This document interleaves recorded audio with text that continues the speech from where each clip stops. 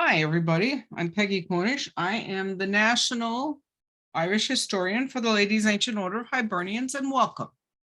Today, we have a really wonderful presentation in honor of Irish Heritage Month, which is March, and also Women's Heritage Month. So we're going to have a speaker, Mike McCormack, the Bard himself, will speak about his admiration of Irish women. And this is sponsored by the Ladies' Ancient Order of Hibernians. If you have any questions, type them into the box and we'll try to answer them. And if not, just sit back and enjoy. Everybody should know their history and we honor it by knowing it. So let's hope we learn something and just have an interesting afternoon. Thank you. And Mike, you're up. Okay, thank you very much for the invitation to join you today. I always enjoy sharing our history, especially about Manana Heron, the women of Ireland, because that became a favorite part of our history for me. And I'd like to tell you how that happened, because I think I was kind of lucky. However, I made some notes because when I talk on this topic, I have a tendency to talk all day. And since time is limited, I want to refer to those notes. So let me refer to them and we start. In 1968, I became the historian of my AOH division, and since then have served as historian at the county, state, and national levels of the order during 50 of those years.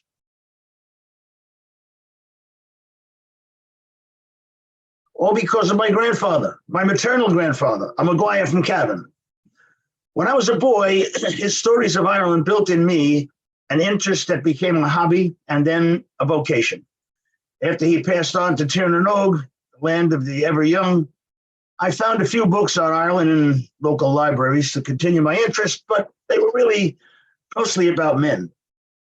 Oh, a few books did mention the Countess and Mordgan McBride, but they were exceptional leaders, and there was very little on ordinary women. Fortunately, two major events put me on the path of women who were anything but ordinary. The first major event occurred in 1976, when I was a columnist for the Irish Echo newspaper.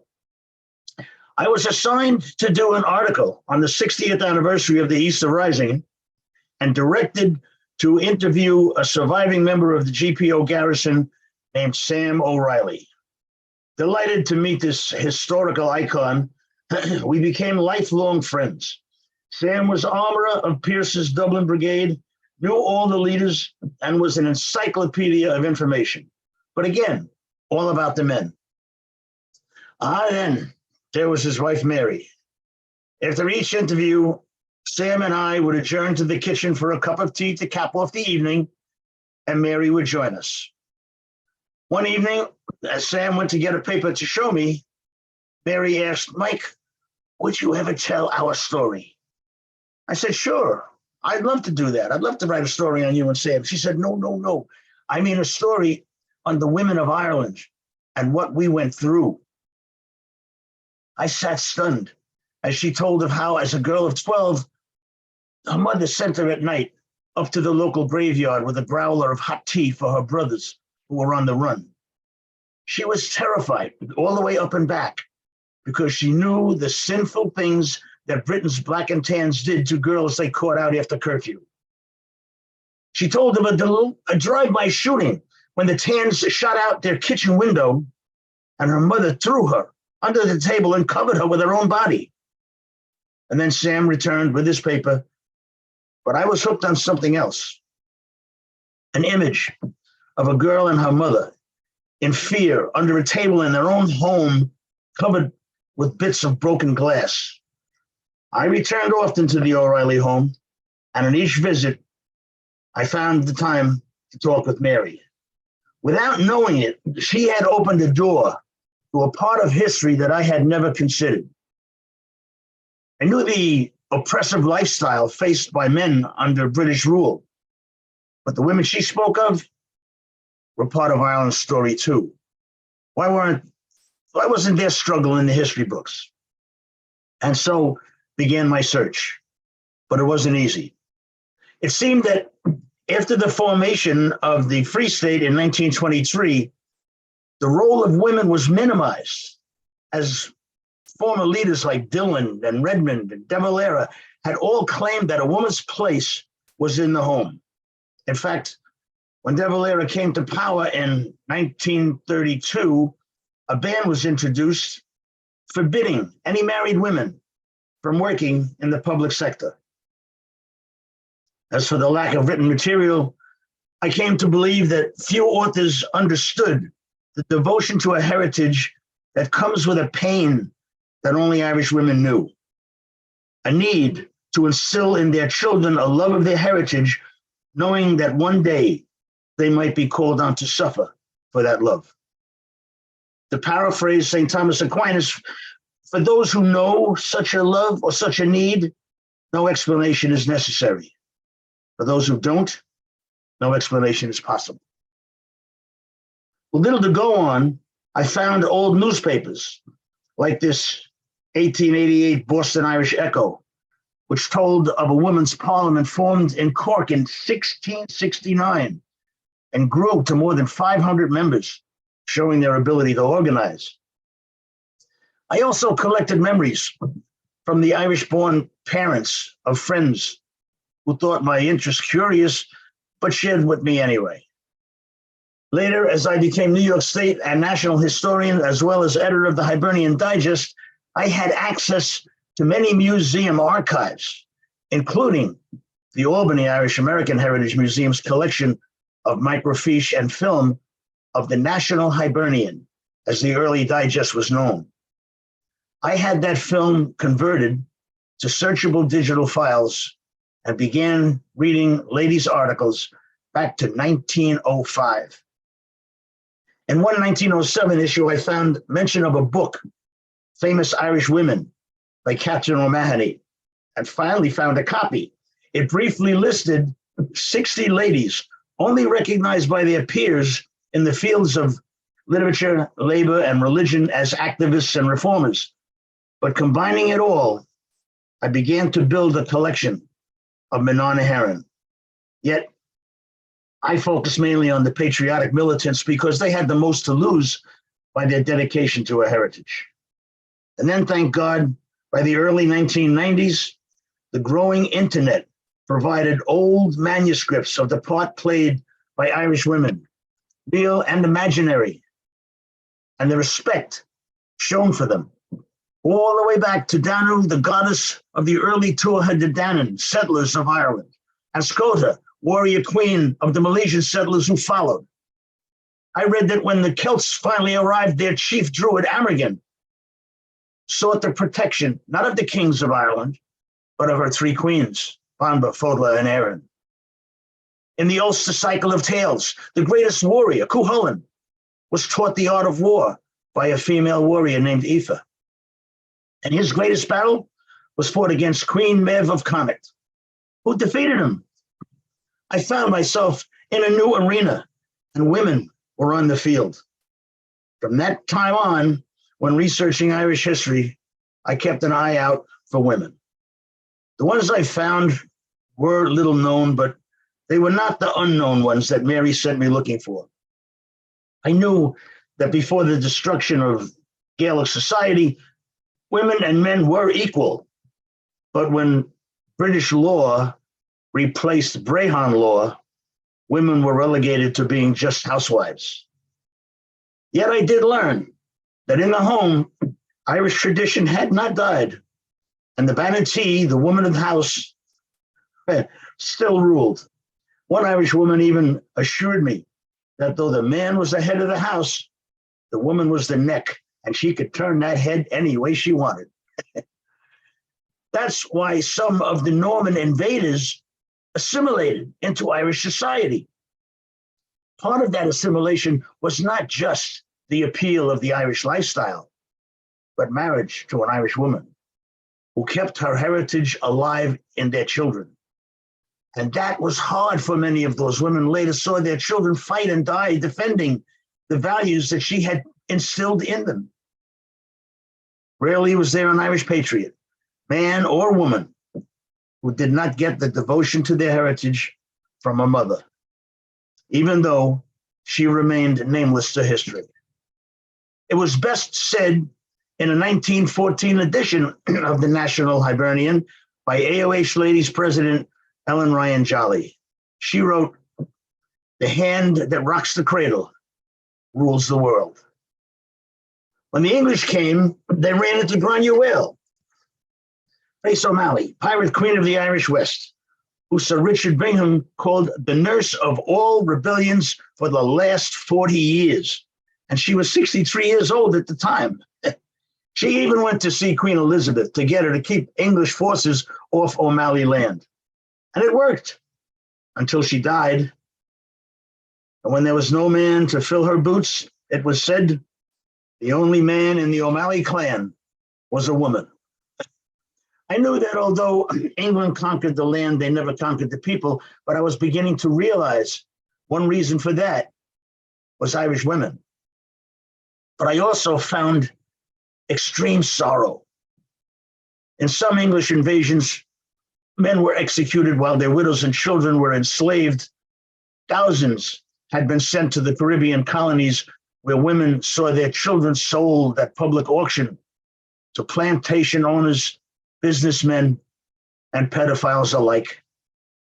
They were put to work as slaves, but most fair-skinned Irish were useless in the fields because they burned in the Caribbean sun. So, fair-skinned young girls were sent to breeding sheds where they were forcibly mated with African slaves to breed a darker-skinned, better quality worker. The terror those girls faced can only be imagined. And then there were the forgotten women of the Great Hunger who helplessly watched their families starve while abundant crops were taken under guard to be exported for the landlord's profit.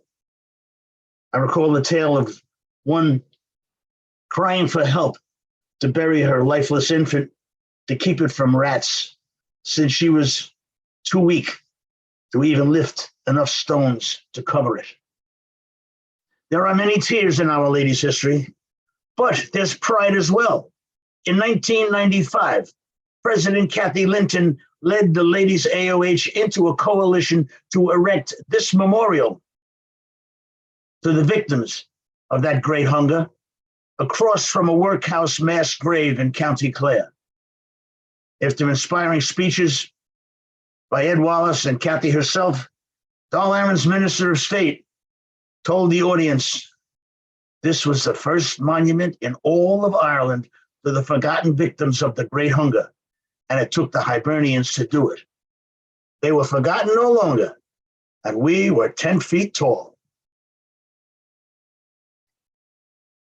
I found more forgotten ladies when reading of Joseph Plunkett's marriage to Grace Gifford, on the morning of his execution. I learned she was born Protestant, and I wondered what made her a Catholic and looked into her background. Surprisingly, I found that she was one of 5 sisters, and she and 3 others had become Catholic, Republican, and members of Cumann Mon, the ladies' military wing of the Irish Volunteers, which was the largest women's organization in all of Europe at that time. Her sister, Sydney, was a writer for the Sinn Féin, Irish Citizen, and Cumann Mon newspapers. She came to New York in 1914 to support Republican fundraising there.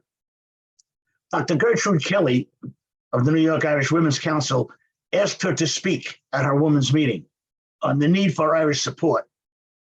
In her talk, Sydney criticized the AOH. And Dr. Kelly told the audience she was only referring to not the American AOH, but the Board of Erin, who supported the pro-British Irish Parliamentary Party. It was then that Sydney realized her audience consisted mainly of members of the American AOH ladies. Now, you may wonder why I referred to the ladies AOH before 1985 as the AOH ladies. It's because I never really liked the word auxiliary. To me, it means a follower, and the AOH ladies followed no one but their own chosen leaders. Anyway, Sydney found the AOH ladies so supportive that she later wrote, quote, the Ladies Auxiliary of the AOH, her word, not mine, proved to be some of our most valuable workers and were the forerunners and foundation of the first branch of coming on in America, which was followed by a second one. Now, Sydney also became a secretary of the first American branch and may also have become a member of the AOH ladies. I think that's pretty cool. Their sister Muriel, she married 1916 leader Thomas McDonough, but sadly, she drowned in 1917, swimming out to an island in Dublin Bay to defiantly post the tricolor on the tower of an abandoned British fort, visible from shore. Another sister, Nellie, was active in the Easter Rising and was incarcerated in Kilmainham Jail and Mountjoy Prison. Their sister Ada also came to the United States during Ireland's War of Independence after the Rising. The tricolor had yet to be flown in America. And at a Support Ireland rally in Carnegie Hall, Ada, who spent the night before sewing a tricolor, suddenly stood up in the balcony and flung it out over the audience, where it received such a standing ovation that all the newspapers covered it the following day. George Bernard Shaw, who was present, was asked to comment on the event, and he wrote, "It was mad, glorious, and Republican." Ada also flew her tricolor off the top of a Fifth Avenue double-decker bus and was delighted to see the New York police recognize it at every intersection, stand to attention, and salute. Why were the heroic Gifford girls forgotten? I pieced their story together and wrote short bits on them, but I was delighted in 2011 when Anne Clare published the book, Unlikely Rebels, the Gifford Girls and the Fight for Irish Freedom. Now and then, I'd include stories on little-known women in my monthly columns and on my weekly radio program, like Ann Devlin, who posed as Robert Emmett's housekeeper, but was really his accomplice. Rather than betray him and his cause, that poor woman's life was broken by torture. In 2004, she was finally recognized with a statue on Butterfield Lane outside the house where she worked as Robert Emmett's accomplice. But I was proud to have told her story long before that. And I kept looking for other unknown women. After Mary and Sam O'Reilly passed away to Tannernog, came the second major event, and this one blew my mind. It was a call from my friend, Noel Halpin. He said his Aunt Bridie had just passed away, and in cleaning out her apartment, his brother Christy found a small suitcase under her bed containing some Irish items, and they wondered what they were. They knew little about Irish history as they were children when Aunt Bridie sponsored Noel, his sister, and brothers out from Dublin. And of course, there was no Irish history in American schools. But as they said farewell to Aunt Bridie, they shared memories. They knew she was a past officer of the Dublin Society of New York, but little else of her past. From my radio show, they felt that I knew enough about Irish women to explain why she had considered these items special enough to keep, or should they be discarded. So I was invited to Christie's house, and his siblings were all there, as was the mysterious suitcase. He opened it, and inside were photos, newspaper clippings, and other items. And as he handed me each one, like the pieces of a puzzle, they began to form a picture of a woman totally different than the modest old Aunt Bridie that they had known. Bridie Halpin was one of the ladies I'd been looking for, the ordinary women whose devotion to their heritage was a cornerstone of Irish resistance, yet who'd been forgotten by time. I explained why she had a copy of the Constitution of Cumbernauld with her name on it, and who that woman was that sent her personal letters signed "Your good friend Maud Gon McBride. There was even a thank you card from Madame McBride sent at Easter 1949, the year that Ireland became a republic, thanking Bridie for her kind letters. It was with personal Christmas cards from Eamon de Valera, all handwritten to dear Bridie. There was an armband with a note about Bridie's brother being chosen by James Connolly to play his bugle at a Citizen Army event at Liberty Hall on Palm Sunday, 1916. And this was the green armband embroidered with a gold harp that Bridie proudly wore that day and kept all those years in her little suitcase. And then we opened a detention order dated 8 August 1923, signed by Richard Mulcahy, Free State Defense Minister, declaring Bridie Halpin a threat and ordering her imprisonment. Had Aunt Bridie been in jail? Well, that was confirmed by a letter from the North Dublin internment camp addressed to Bridie Halpin, Kilmainham Jail.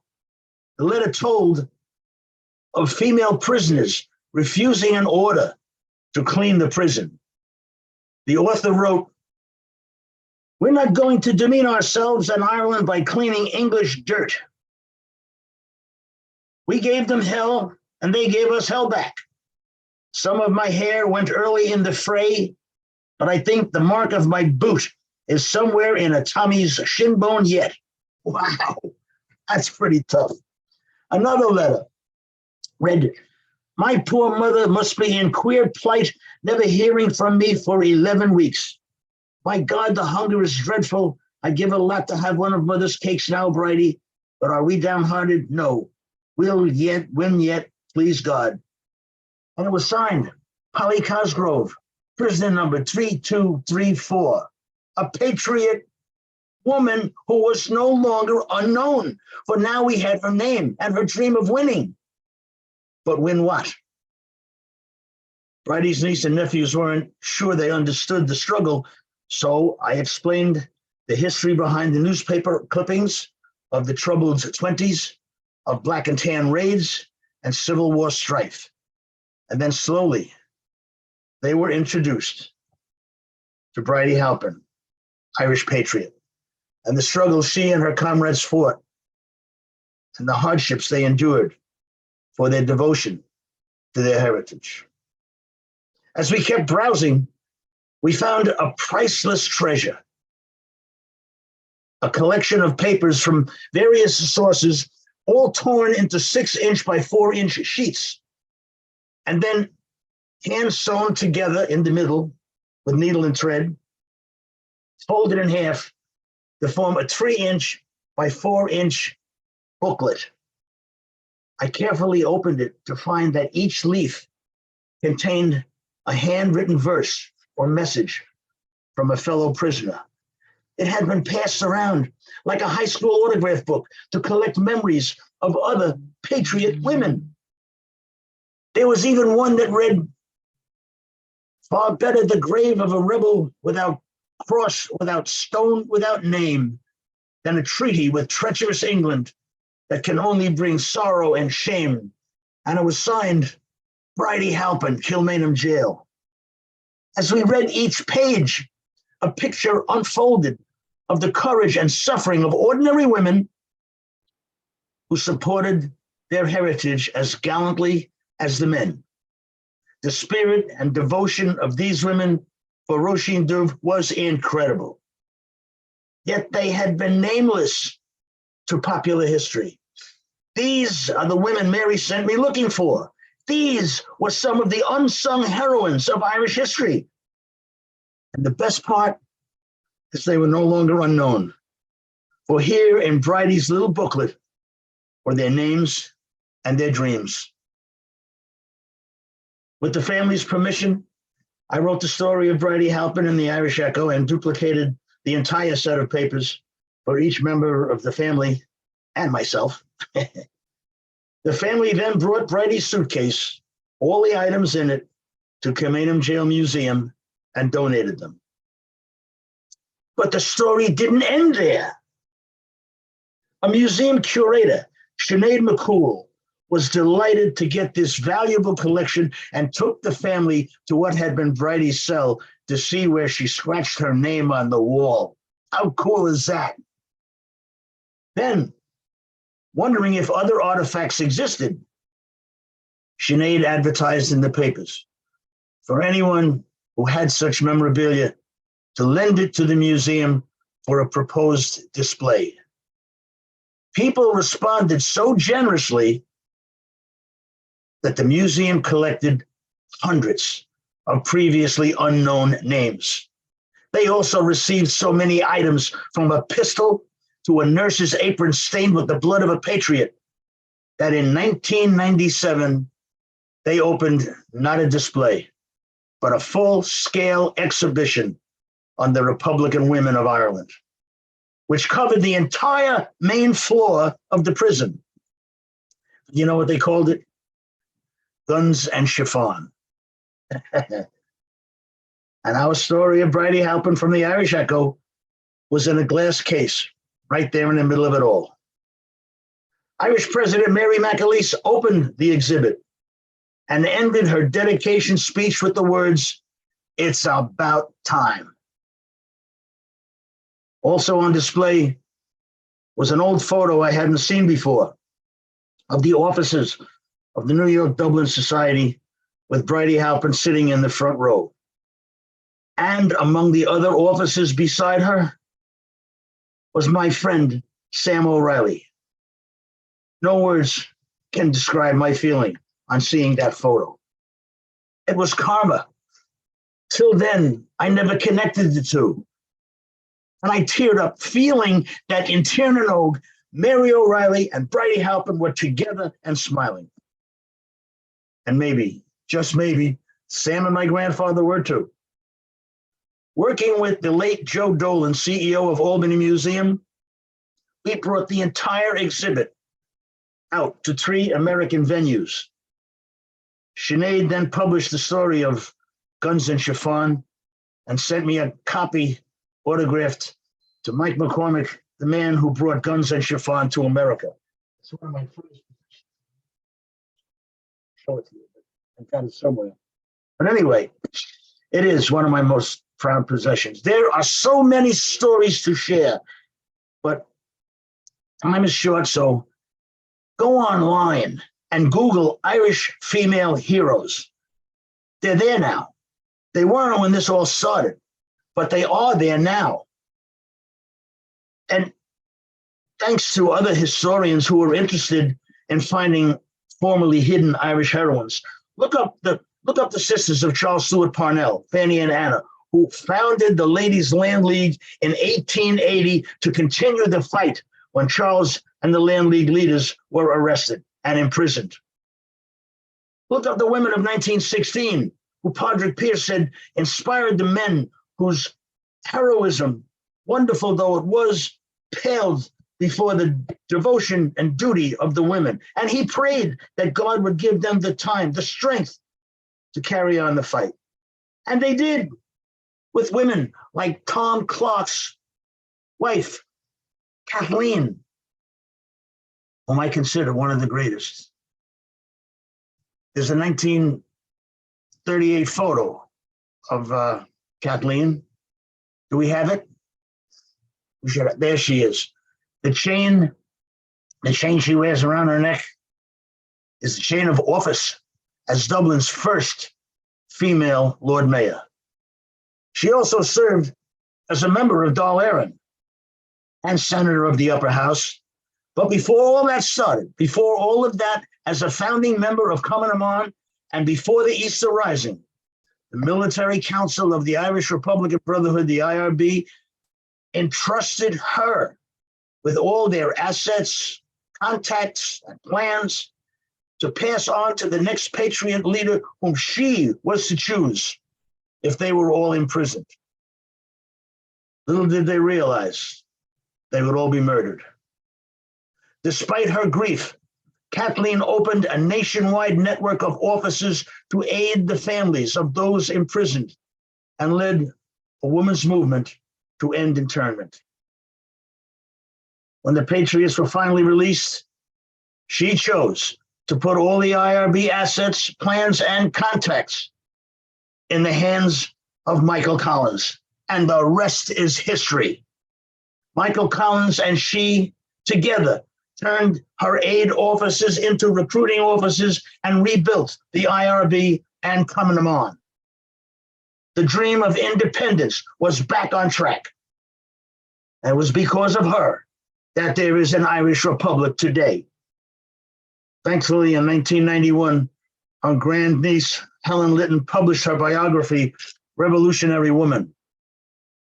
As an aside, in 1987, I chaired a committee to erect this 7-foot Wicklow granite obelisk as a memorial to Tom Clark at the former Long Island home site where they lived. In 1996, we invited the ladies to add Kathleen's name to the memorial right below Tom's. As you can see, they added it above Tom's. Some of the guys grumbled, but I smiled, knowing that Mary O'Reilly and Bridie Halpin would have thought that was some approval. They would have given it a lot of approval. Anyway, to share the story of some of the women, I had even published a couple of booklets called Power in Lace, but thankfully, authors far more literate than I began to pick up their pens as well, giving us great books like Marion Broderick's collection of 72 biographies in Wild Irish Women in 2001. And then in 2016, the Ladies AOH picked up the Centennial Banner and introduced the world to so many more of these Republican women that I just sat back in admiration. So allow me to join you in looking for new material, and let's discover and share more on Ireland's hidden heroines together. Because as President McAleese once said, it's about time. And I thank you for the gift of your time, listening to the story of how I came to love some of the forgotten women of Irish history. And may I add that after all my research, I still can't explain the inbred need of women who kept their history alive in a time filled with such risks. All I can say is thank God for those men on a heron, for they left us the heritage we treasure today. We may never know the names of all the women who passed on that heritage to their daughters, who did the same in their turn, while the Brits concentrated on breaking Irish men. But despite the unjust treatment they endured in their own land, they are the seed of our remembrance. And there is a pride in knowing that our female ancestors were among them. Everyone of Irish descent had a great-great-grandmother or beyond, whether they knew of them or not, who kept the tradition alive despite adversity. And doesn't some of that adversity still exist in failing to give them their proper respect or their proper credit? How many know that the name Sinn Féin came from a woman? It was the name of Mary Ellen Butler's local newsletter in 1902, before she suggested it to Arthur Griffith for his newspaper, which then became the motto of the Gaelic League and then a political party. In mid-1916, the Spanish flu hit Ireland, killing more than 23,000 in a single year. The British had sent more than 3,000 Irish doctors to the war to tend to their troops, leaving a shortage behind. But Dr. Kathleen Lynn, Chief Medical Officer of the Irish Citizen Army, in hiding after the Easter Rising, came out to provide care to her fellow Irish citizens and was arrested. She was allowed to continue as long as she stayed in Dublin. So what did she do? She organized former Citizen Army and Coming Among women who were all trained in first aid for the Easter Rising. Then they got an old building, they cleaned it up, and admitted those suffering from the flu. By November, Dublin had 250 deaths a week, but the Republican ladies never lost a patient. In late 1919, the flu died out, And so did the memory of those brave women. Dr. Kathleen Lynn is remembered today, but where was the centennial commemoration in 2019 for the courageous women who supported her? And many did all of this despite the miserable living conditions that Mary told me about. In Dublin, in 1911, the 1911 census had more than 26,000 families crowded into poor living conditions. In Henrietta Street, for example, 835 lived in just 15 single-family houses, each with one outdoor toilet and one outdoor tap for fresh water. Conditions that led to the spread of tuberculosis, causing so many mothers to suffer the loss of their children. The Dixon family had just 6 survive out of 13. The houses were also unsafe from holding more people than they were designed for. Buildings on Church Street collapsed in 1913 from the weight of those inside, killing 7. The O'Connor family of 8 lived in a single room on 66 Church Street, a building that also collapsed. The women who fought for their family's survival in such conditions were also the women who supported the Irish Volunteers. The Home Rule Bill, the Land Bill, the 1913 lockout, the 1916 Rising, the suffrage movement, the first doll errand, the War of Independence, the Civil War, and the creation of the state. After the Rising, when Kathleen Clark said, "Let us show our enemy what we women can do," they raised funds, helped the propaganda machine organize voting, provided safe houses for rebels on the run, and distributed funds raised in America through the Irish White Cross. In the War of Independence, they hid and moved arms, administered medical aid, acted as judges, spies, and couriers. In the city and in the countryside, they regularly faced violent interrogation and destructive raids of their homes by the British. They endured imprisonment, hunger strikes, separation from families and friends, all for their beliefs, and ended up forgotten. I could go on, but let me close by saying that the Bible states that woman was created from a man's rib, but Irish women are more than a rib. They are the backbone and proudest part of Ireland's history, unsung yet unconquered. And I am proud to be the son of a Clan Maguire woman whose constant encouragement kept me focused on this journey, along with my County Clare-born wife. I never did identify all the women whose contributions made us so proud, but they are known to the Almighty. So before I leave, allow me to share a verse that I wrote several years ago for a musical program that I performed with recording artist John Corr on the women of Ireland. This is a song for the ladies of Ireland, the women who cherished its fate in their hearts and gave their devotion on behalf of their sireland in the fields of freedom, wisdom, and arts. From the goddess Danu, whose children all came, and Skoda, whose people soon followed in scores, with Erin, who gave the country its name, while Banba and Fodla both guarded its shores. We'll sing of Grania, the warrior queen, and Maeve, who beat the men of King Tana, and all the mothers who lived in between and brought up their sons to defend Erin's honor.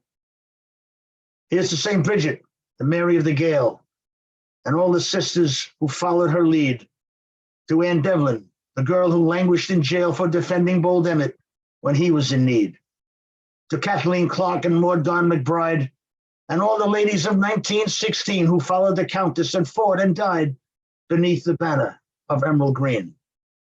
So sing me a song of the women of Erin, the mothers and lovers who suffered the pain and showed their devotion, their courage, and daring, especially those still forgotten by name. Tame Kriegna, Agaskara Mahagui Galea.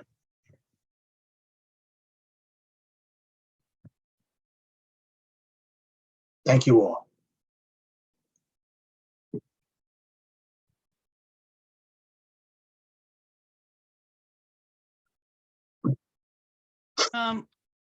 Mike, Hello. Hi, we have a question. It says that they enjoyed it very much, but you recommended a book. Could you recommend 2 or 3 books to read on this topic? Oh, there was a whole bunch of them. Yes, I can. Let me see. I had written some of them down. The one, of course, that I recommended was The Gifford Girls, and also the Wild Irish Women by. Who have some? Where do I have them? I don't know. Where do I have them? Where do I have them? I did, but I cut them out because I thought it was going to be too long. No, but I can provide them. I can provide them because I have a list of them. I've got a whole library full of them. One of my favorites is Revolutionary Women. It's the Revolutionary Women by Catherine Litton is one of the best because that gives you the whole story of Kathleen Daly Clark, and she was despite, like I said before, my favorite of all time was Kathleen Daly Clark because she was the one who brought it back together, put it back on track, and I think that there'd be no republic today if it wasn't for her. I agree.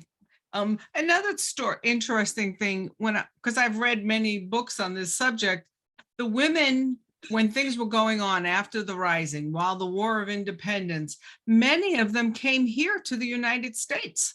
They were raising funds. Some of them were even living here before the Rising, such as Kathleen and Thomas Clark. They lived in Brooklyn and Greenpoint. They moved out to Long Island. They had a potato farm. But if you look up local history in your newspapers, you will see them giving speeches and stuff. It's really a great story what they did. Yeah, well, a lot of Irish women came out to America. In fact, some of them, like Sam O'Reilly and Mary. And when I had asked Sam why he didn't stay in Ireland after after the Civil War, he said it was just too hard to choose one side or the other because on either side he would be fighting against his brothers.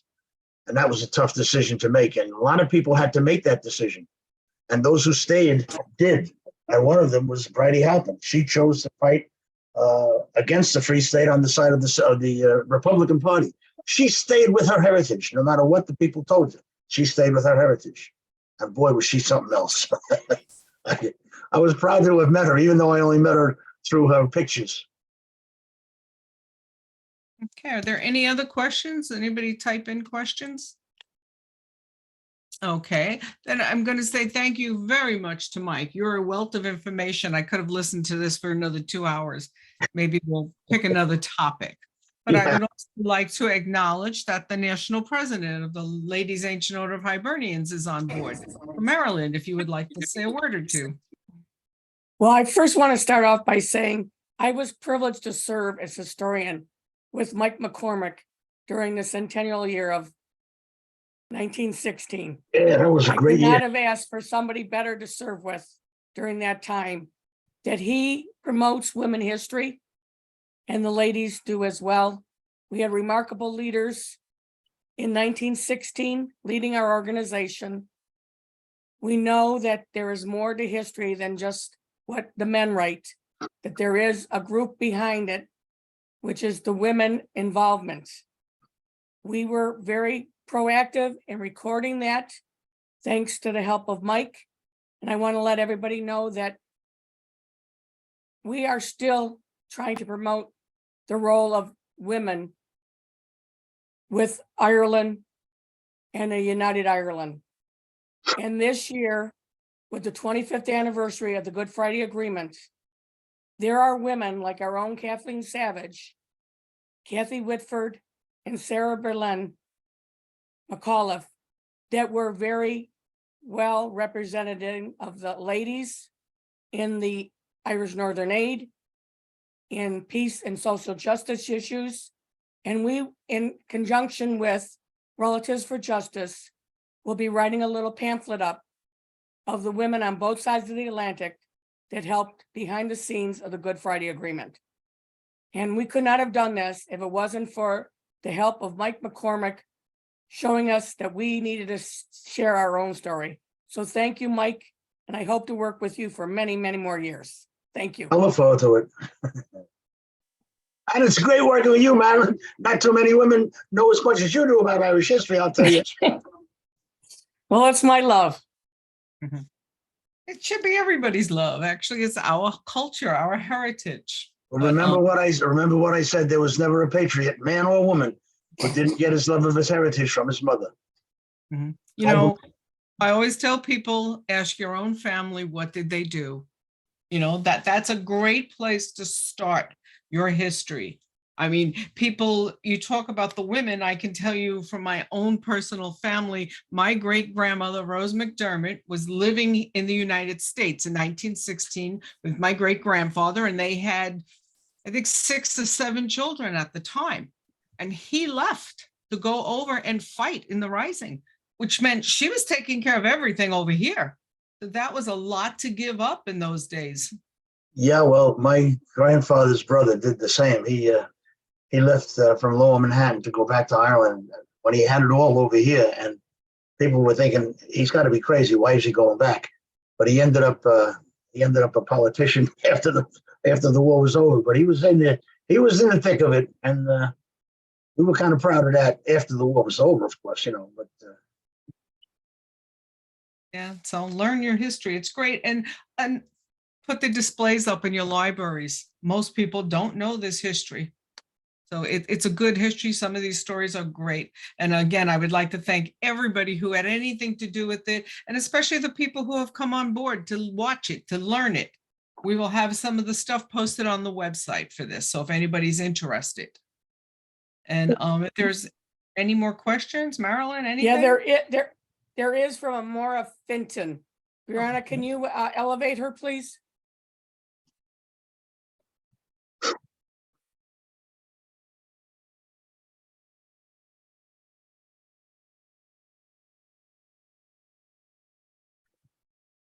Or Maura, could you please type in the chat or the questions, what you wanted to bring up?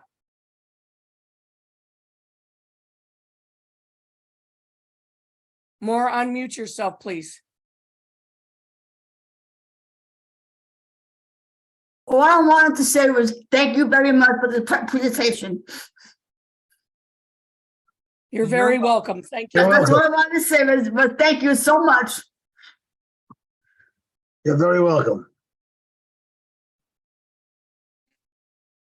Hey, if there is anything else, if anybody has any questions, I can forward them to Mike if he wants, he can get the answers back to you. You know, this was a lot to absorb. When you think about it, read up on it. If you have any questions, if you have any suggestions for future seminars on Irish history, women's history, let us know. And to that, I say good night.